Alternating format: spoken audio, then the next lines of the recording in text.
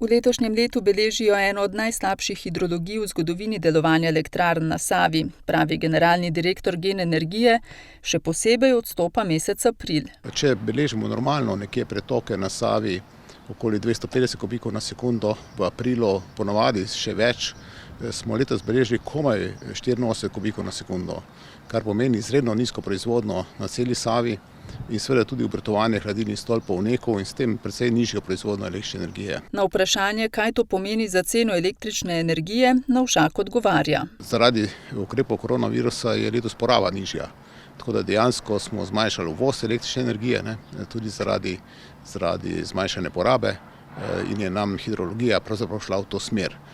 Poleg tega so bile tudi planirani remonti v termoelektrarnah, predvsem Šoštanja, zato pravzaprav smo še vedno morali uvoziti določen del energije.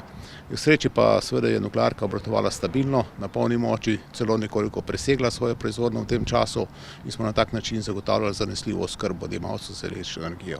Večina energije, ki so jo uvozili, je iz termoobjektov, bodisi na plin, bodisi na premog. Zelo veliko se uvaža iz Bolgarije, Romunije, včasih tudi iz Ukrajine, da se pravzaprav napolni to potrebo po električni energiji v srednji Evropi.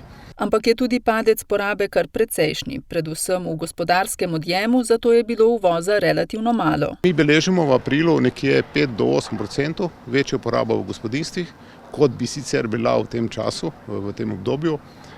Zelo veliki padec v turizmu, hotelirstvu in pa nekje 15 do 20% na splošno gospodarstvo. V Gen energiji bodo kljub vsemu realizirali za letos začrtane plane. Ravno zato tudi, ker je Slovenija močno neto uvozno odvisna, potrebujemo vse naše domače vire, predvsem pa nizkoogljične, tako da bomo izkoristili vse priložnosti z stabilnim varnim obratovanjem jedrske elektrarne, pa tudi z izkoriščanjem hidroenergije, tako da to je še vedno plan in zaenkrat imamo vse razloge, da glede na poslovanje 1 do 4, spravo vključujoč tudi april, ki je izredno pozitiven tudi za nas, ker je bila pa cena energije na trgu nizka, smo tudi kupovali po nižji ceni, tako da je nam pravzaprav v poslovnih rezultatih se to bistveno ne pozna. Sicer so se za krajši čas ustavile nekatere investicije, a so zdaj zopet v teku.